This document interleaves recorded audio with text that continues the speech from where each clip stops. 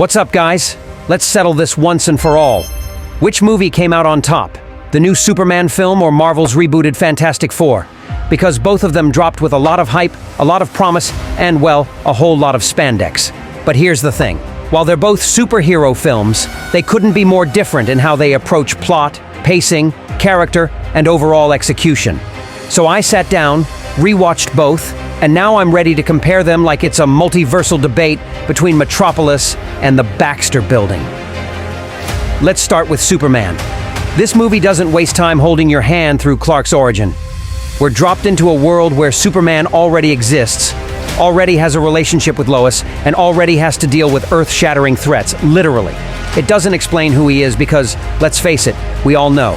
What it does instead is launch us into a high-stakes, high-speed plot where Lex Luthor is basically trying to start World War III, build his own country, and convince the world that Superman is a tyrant. And if that wasn't enough, Ultraman shows up, yes, a twisted multiversal version of Superman, and suddenly the story kicks into interdimensional overdrive. Fantastic Four, on the other hand, takes a much slower approach. The movie spends a solid chunk of time laying the groundwork, introducing Reed, Sue, Johnny, and Ben, building up their relationships, and slowly inching toward the moment they gain their powers through a botched interdimensional experiment. The whole thing has a much more grounded scientific vibe. It's less, let's punch things through buildings, and more, let's argue about quantum energy while trying not to burn the lab down. The pacing reflects that. More methodical, more deliberate, and honestly, slower. Now, when it comes to characters, Superman leans heavily on the dynamic duo of Clark and Lois. Their chemistry is immediate, and Lois actually feels like a capable, intelligent, equal partner. Not just a damsel or a subplot, but the real standout here is Lex Luthor. This isn't just your usual rich guy with a grudge version. This Lex is menacing, manipulative, and a geopolitical mastermind. He's the guy you love to hate, and maybe even fear a little. There's also Metamorpho popping in with some wild body horror energy, and Guy Gardner showing up with his brand of chaotic Green Lantern humor. And then there's Ultraman, who is essentially Superman with no morals and a darker suit. His presence alone raises the stakes and gives the movie that final boss energy. Meanwhile, Fantastic Four shines through its team chemistry. Reed is the awkward genius, Sue is the grounded, practical heart of the group, Johnny is the impulsive show-off, and Ben is the soul of the team, grappling with his transformation into the Thing. Their powers come with emotional consequences. Ben is visibly miserable, Johnny loves the attention, and Sue just wants a moment to breathe without having to turn invisible. The movie makes time for them to bicker, bond, and become an actual family. It's definitely more character-driven, though that also means it sometimes sacrifices momentum in the name of building relationships. Where Superman really pulls ahead is its tone. It knows it's a superhero movie and embraces that with confidence. The humor is sharp, but never forced. There's a perfect moment where Flash zips in mid-chaos, drops a sarcastic one-liner, and zips out, and it doesn't feel out of place. Guy Gardner is basically there to be annoying in the most entertaining way possible, but when things get serious, the film doesn't flinch. There are emotional gut punches, like Superman being framed and imprisoned, or watching a public that once loved him now turn its back. And yet it never dips into the grimdark territory. It balances light and dark beautifully, delivering both fun and feels. Fantastic Four opts for a more emotional tone, and for the most part, it works.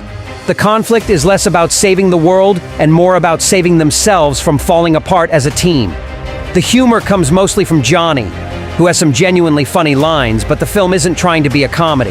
There's more focus on personal identity, scientific responsibility, and learning to accept who you've become after a literal genetic rewrite. It's more introspective, but that also means it occasionally feels like it's dragging its feet while the world waits for something to explode. Speaking of explosions, let's talk visuals. Superman is a feast. The cinematography is wide, sweeping, and bold. The colors pop, the effects are clean, and the action choreography is nothing short of insane.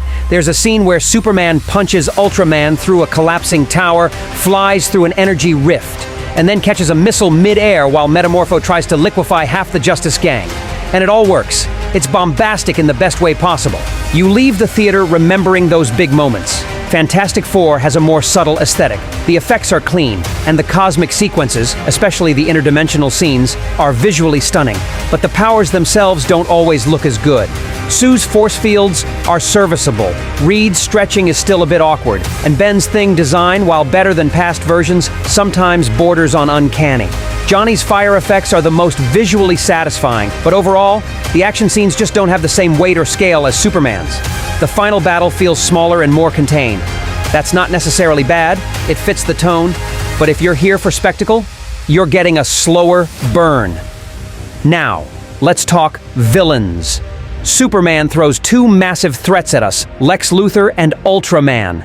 Lex is a calculating, chess-playing villain pulling strings across nations.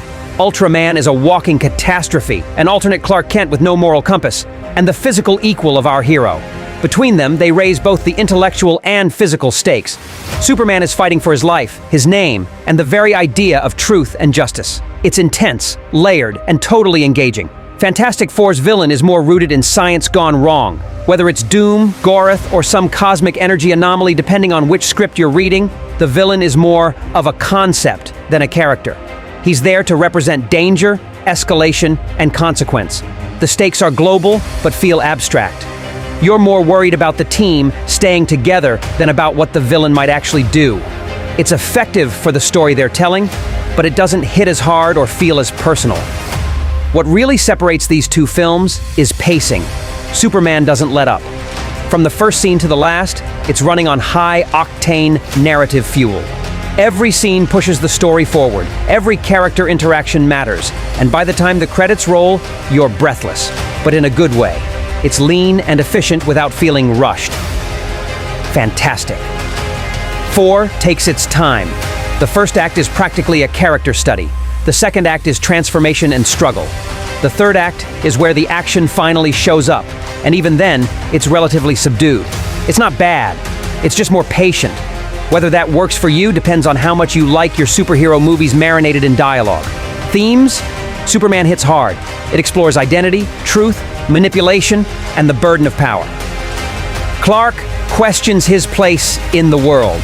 Lois struggles with public perception. Lex manipulates fear. Ultraman represents what Clark could have been under different circumstances. There's depth here. Philosophical debates wrapped in capes and fists. Fantastic Four is more about transformation, physical and emotional. It's about learning who you are when everything about you has changed. Reed grapples with leadership, Ben with body horror, Johnny with responsibility, and Sue with invisibility, both literal and metaphorical. There's beauty in that, but again, it feels more intimate and less epic. If you're asking which one sets up better for a cinematic universe, Superman is clearly ready to go. There are teases of the Justice League, hints at Supergirl spin-offs, and plenty of world building. Fantastic Four feels like the start of something, but it's still finding its feet.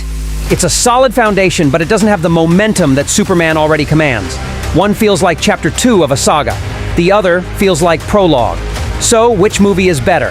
If you want spectacle, scale, high-octane action, and bold comic book energy, Superman wins. If you prefer character-driven stories, slow-burn emotional arcs, and cosmic curiosity, Fantastic Four holds its own. But overall, Superman edges out the competition. It's tighter, more exciting, more polished, and delivers a superhero experience that feels both classic and fresh. That's it from me. Let me know what you think in the comments. Are you Team Superman or Team Fantastic Four? Which one deserves a sequel more? And hey, if you want me to do a scene-by-scene breakdown of either film or pitch the crossover nobody asked for, Superman vs. The Thing in a tag team match with Ultraman and Johnny Storm, you know where to find me. Catch you next time, and remember, never trust a guy in a green ring with too much confidence.